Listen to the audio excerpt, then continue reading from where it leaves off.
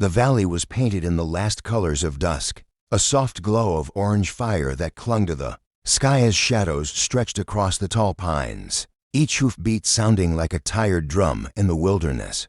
Few men remembered his name, fewer still his deeds, but he carried the look of someone who had faced more battles than he cared to count. He had come west to leave something behind, though he wasn't sure if it was his past or his soul. The river beside him thundered with the fury of melted snow from the high peaks. He dismounted to let his horse drink and knelt at the edge, cupping his rough hands into the icy stream. The water bit like needles, yet it cleared the weariness from his mind. That's when he saw it.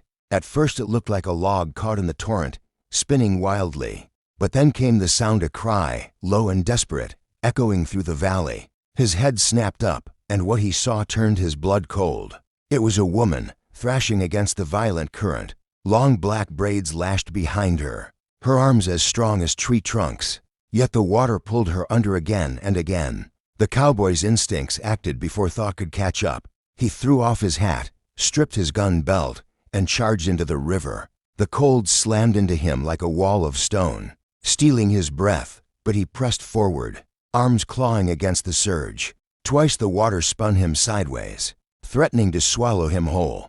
But he fixed his eyes on her. Her hand broke the surface, massive, trembling, reaching. His calloused fingers locked around her wrist. The force nearly dragged him under, yet he held, gritting his teeth. Inch by inch, they fought the river together, muscles burning, lungs screaming for air. The rocks tore at his legs, the water roared in his ears. But at last they stumbled into the shallows and collapsed, coughing and gasping on the wet stones. For a long moment, the world was only the sound of rushing water and two hearts, pounding like war drums. Then she rose, towering over him, water streaming from her braids and leather garments. Her eyes, dark and commanding, studied him with something between pride and disbelief. When she finally spoke, her voice was deep and steady, carrying both strength and gratitude. "You saved me," she said, and even those 3 words felt like an oath. She paused, gaze locked on his. "Tomorrow, my father will come. You must be ready." The cowboy stared at her, unsure if he had just found a blessing or walked straight into a storm. The riverbank was quiet now, save for the whisper of the current and the dripping of water from their clothes. The cowboy sat back on his heels, chest rising and falling like a man who had just outrun death. His hands trembled from exhaustion, but his eyes never left the towering woman before him. She stood like a shadow cut from the earth itself, her long braids hanging heavy with water, her breath steadying after the fight against the river. For a moment, they only stared at each other, 2 strangers bound by a sudden act of fate. He could see the pride in her posture, even as she leaned slightly to recover her strength. The sun caught the bronze of her skin, the intricate beadwork across her chest, the carved bone ornaments that clinked softly when she moved. She was no ordinary woman.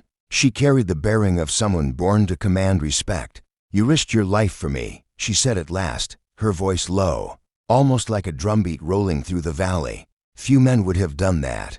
The cowboy wiped the water from his beard and shook his head. "Didn't seem like much of a choice. Couldn't watch you drown."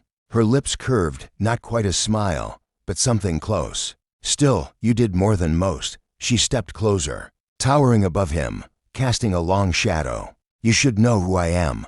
I am Ayoka, daughter of Taza, chief of the White Mountain Apache." The name hit him like a shot of whiskey. He had heard it before, whispered in camps and saloons.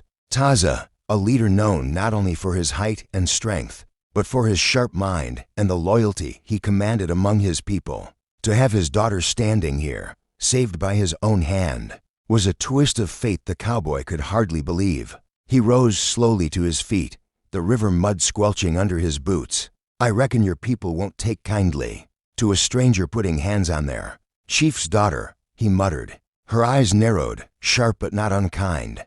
"Perhaps, but tomorrow, my father will come. He will decide what happens next." She paused, studying his weathered face, the steady way he held her gaze despite the unease flickering in his eyes. "Be ready, cowboy. My people do not forget a debt, nor an insult." With that, she turned and began walking through the shallows, water splashing around her long strides. The cowboy watched her until she disappeared among the trees. He let out a slow breath. He didn't know if tomorrow would bring reward, punishment, or something far stranger. All he knew was that fate had set him on a path he could no longer turn away from.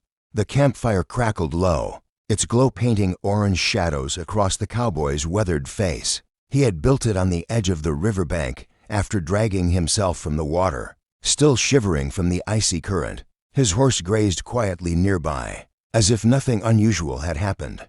But the man's heart was still thundering in his chest. He could not erase the sight of the woman he had pulled from the raging water, taller than any person he had ever seen, her presence still lingering like a phantom flame in the night. She had gone as suddenly as she appeared, striding into the forest with wet braids slapping against her shoulders, her leather garments dripping as she vanished between the pines. "Tomorrow, my father will come." The words haunted him now. He sat with his hands open to the fire, wondering who this father could be. An Apache chief, no doubt. Perhaps a war leader whose name alone could scatter soldiers. The cowboy had heard tales whispered in saloons, stories of tribes that roamed the mountains like shadows, their strength unmatched, their wrath unforgiving. He had no wish to cross such men, yet fate had tossed him into their path. The night stretched on, filled with the restless cries of owls and the distant howl of a wolf. Each sound sharpened his unease. He thought of saddling up and leaving, riding hard until the mountains were behind him.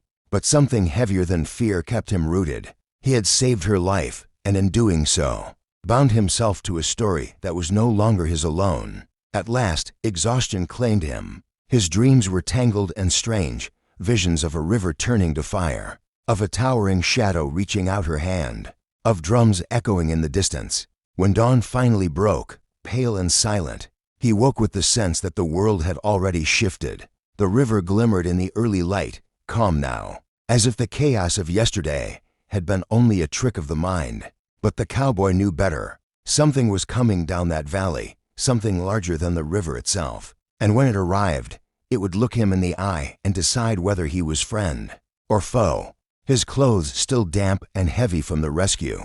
The memory of the giant Apache woman's grip lingered on his hand, as though her strength had been pressed into his bones. He replayed the moment again and again, the flash of her eyes, the way her voice carried both authority and mystery. When she promised that her father would come, his horse grazed quietly nearby, ears flicking nervously as if sensing what lay ahead. The wilderness was alive with sound owls calling from the pines, the river endlessly rushing, and somewhere in the distance, the haunting cry of a coyote. Yet beneath it all lay a silence that unsettled him, a silence that seemed to whisper that eyes were watching from the dark. He thought about the woman, her towering figure impossible to forget. She had looked at him with more than gratitude. There was something guarded in her gaze, something that spoke of a world he did not belong to. What kind of man was her father? If the daughter stood head and shoulders above most mortals, what giant blood flowed in the veins of her kin? The cowboy imagined a council of warriors, men as tall as the pines, judging him with unreadable faces. He had faced bandits, storms, hunger, and loneliness. But this was different. This was walking blind into a story he was not sure he wanted to be part of. The stars spilled bright across the velvet sky, and he tipped his hat back, searching their cold light for an answer. Maybe fate had led him to that river, to that woman. Maybe it was just chance. Either way, tomorrow would bring the truth. As the embers glowed and the night deepened, he wrapped his blanket around his shoulders, listening, waiting. He could not shake the feeling that the forest itself was holding its breath, waiting with him for the dawn and for the arrival of the one she called father.